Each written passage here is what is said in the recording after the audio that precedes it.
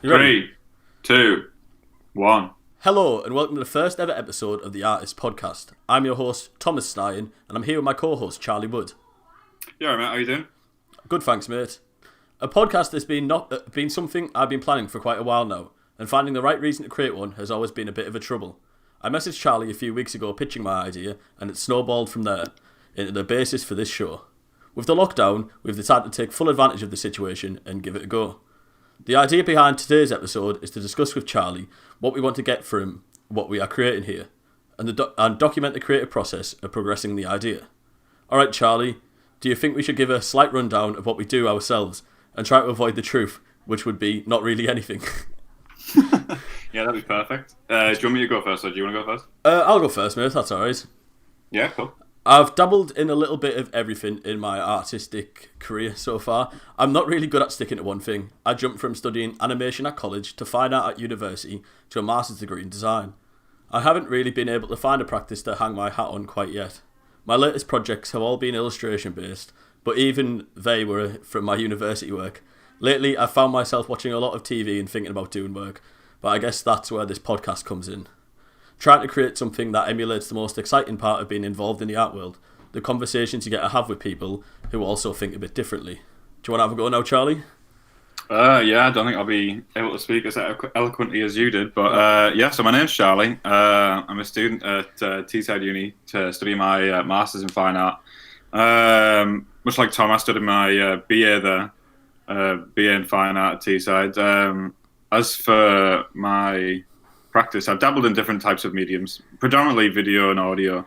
Created some 3D pieces before, and yeah, I run a platform called Wet Productions. We help and host different shows around the northeast of England.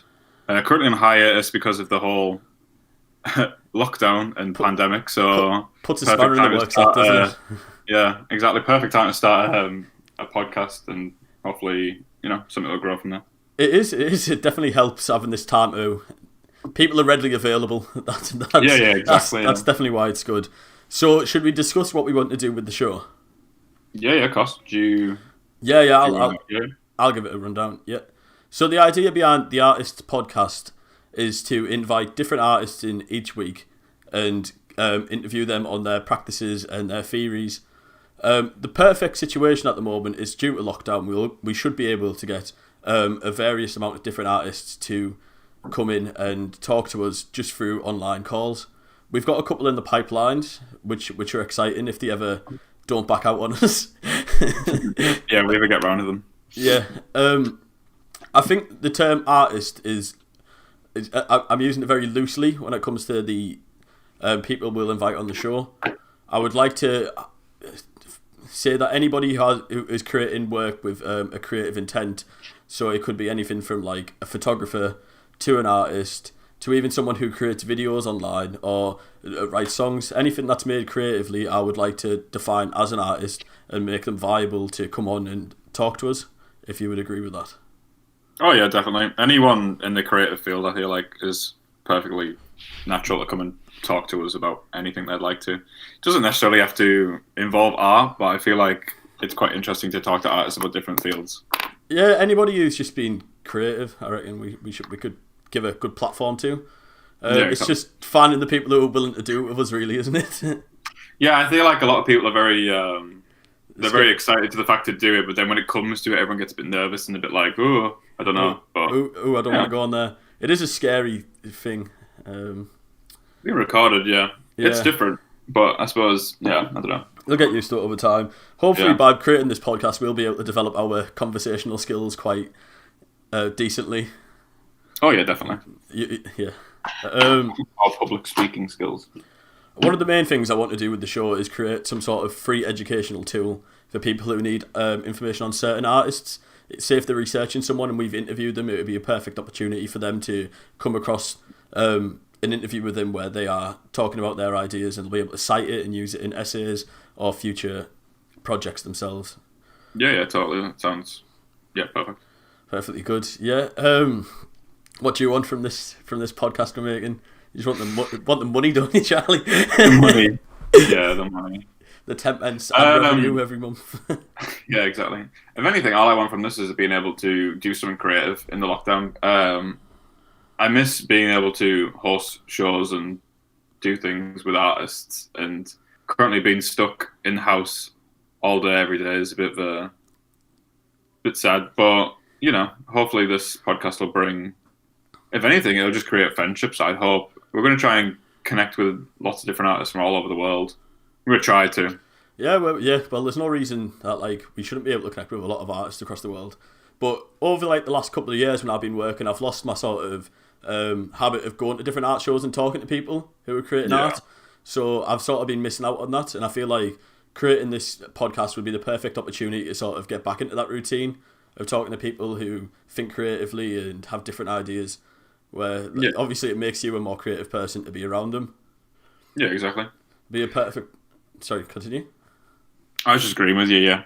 I think this would be a good time for us to start it also, because we do know a lot of artists that we can interview, a lot of people who run venues, and we've met a lot of artists over the years from being close with people who are also close with different artists. I feel like it's going to give us the capability to hopefully get quite a few decent artists, especially from the UK. I know a couple of artists from different countries, but I'm guessing they're probably harder to get hold of. I don't know. It's the magic of the modern day. We should be able to get in touch with anybody just through Google Hangouts or Discord chat.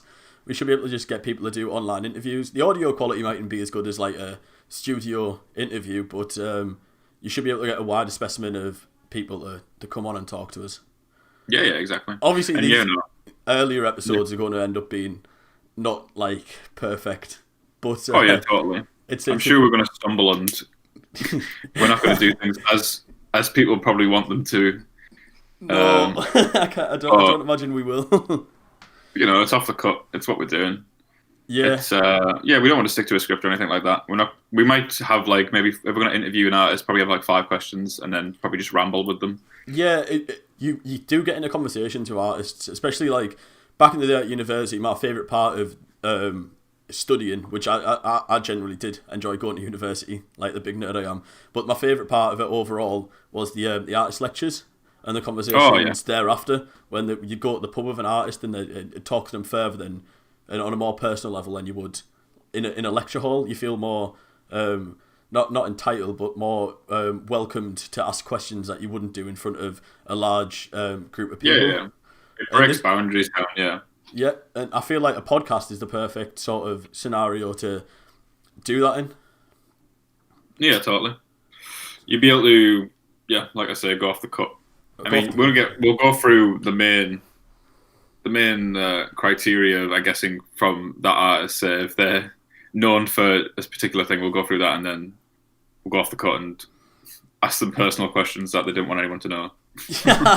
No, we won't do that. We won't be invasive. You don't want to scare people off, Charlie. I think it's important to build a structure for the podcast before we interview someone, but have it as a fluid structure where you can, pick and choose the right parts, and then go from there, and then it'll make an overall interesting experience. Totally. We hopefully we'll get Michael Lent in sometime next week. Dr. Michael Lent, sorry. Lecturer at Teesside University. He taught me and Stein on the BA. He's taught me a couple of times on the MA as well. He's a great guy. He is. From LA, from Mississippi. I have the structure written up for his interview. Yeah, so hopefully that'll go down a treat. Whether he ever ends up coming on, he's a bit shy when it comes to interviews. He suggested having a couple of bevs when we were doing it. Oh, really? Yeah, but I know you wouldn't. Actually, I suppose lockdown has changed me. I've been drinking at least every week. People that don't know me, I haven't drank alcohol since I was 16, 15 maybe. So lockdown's got you acting a bit differently. Yeah, it's changed people. Got you on the gin and tonics. Yeah. We could do some little questions now if you wanted to. What? A little quick fire between me and you. Me and Charlie to start off this podcast and get you more familiar to what we like. We're going to do some quick fire questions towards each other. So Charlie, do you want to take it away? Yeah, sure. Who is your favourite artist, Tom, and why? That's a very interesting question. I don't have one. It's a very loaded question. Yeah, I know it is. There's a lot of people, isn't there, in the world. And I haven't been to art shows for years. And people judge you as soon as you say anyone. Yeah, I know. It's either you say someone who's famous and they'll think, he doesn't have a in-depth knowledge of artists, or you'll say someone obscure and then. You see, I knew I was going to ask you that question. So if you ask me the same back, I've got an answer ready to go. You've got an answer ready. I'll go with John. I'll go with John Rathman. I really used to enjoy his. Yeah, I used to really enjoy his work back in the day. Who would you go with as your? Same sort of vein. Corey Archangel. Corey Archangel's a great artist. When I first went to university, we all had to pick an artist off a wall. Well, we got like a random, like folded up piece of paper with an artist's name on it. Oh yeah, the same thing. Yeah, and I go Corey Archangel, and I think that very much developed me as a person. Pushed you in the right direction. He's definitely someone we should try to get on here, I reckon. Jared knows him. Jared knows his ex-girlfriend, I think, or his current girlfriend or something like that. So maybe it's a case of to people who don't know, a few strings. Jared is Jared Pappas Kelly, who is our other university lecturer. We keep close with them all, so we're in correspondence with them. So we should, or maybe might be able to get some contacts off him. No one, who knows? Hopefully, yeah. I mean, I know Jared's got a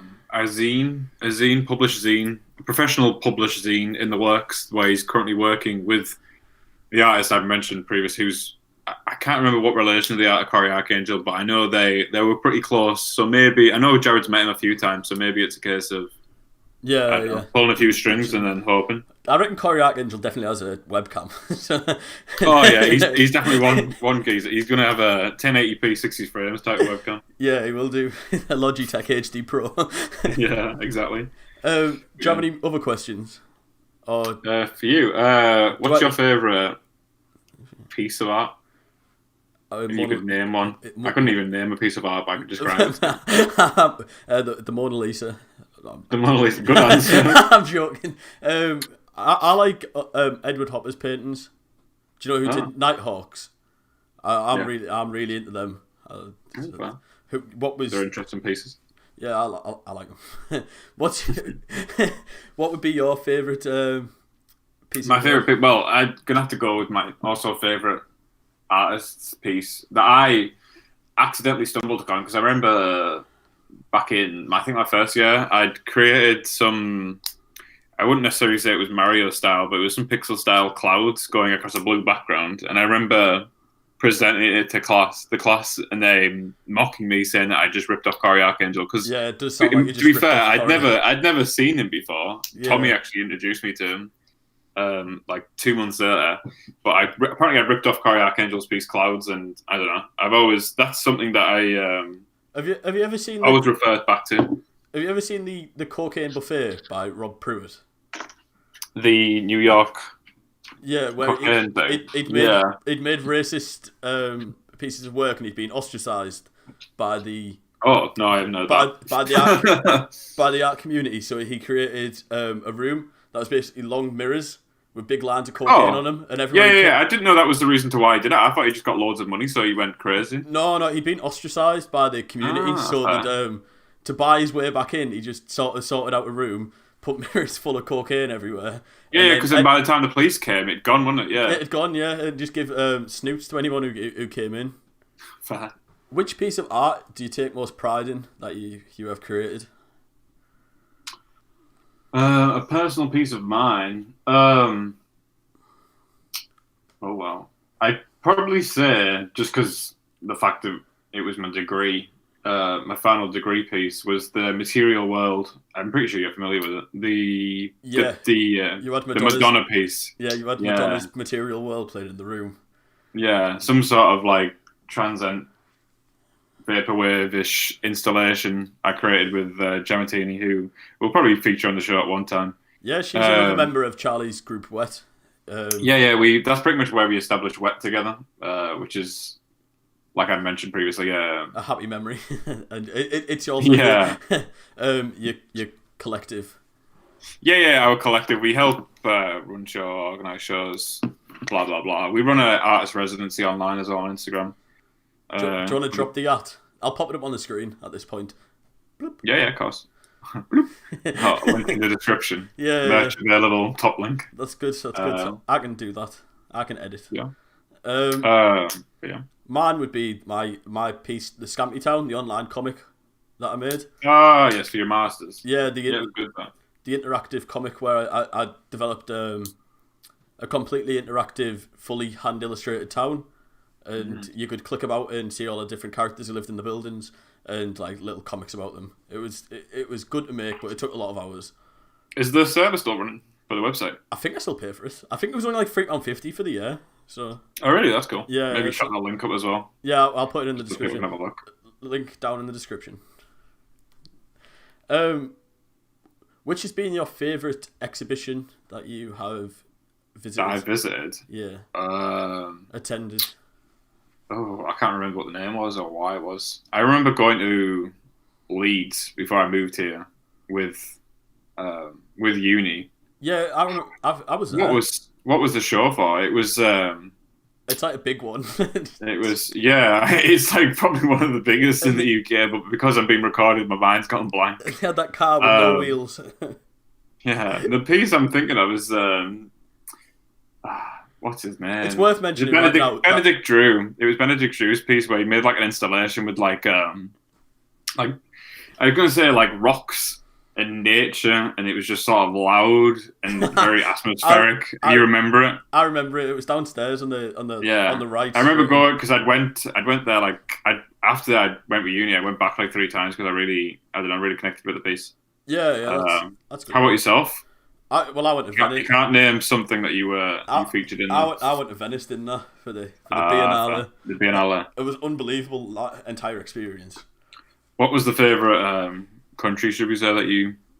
There was like I liked finding countries that were weird that were inside of the show. Like there was a submission from the Vatican City, like obviously it's its own country, yeah, and that was in the show, and obviously it's just a bit mental.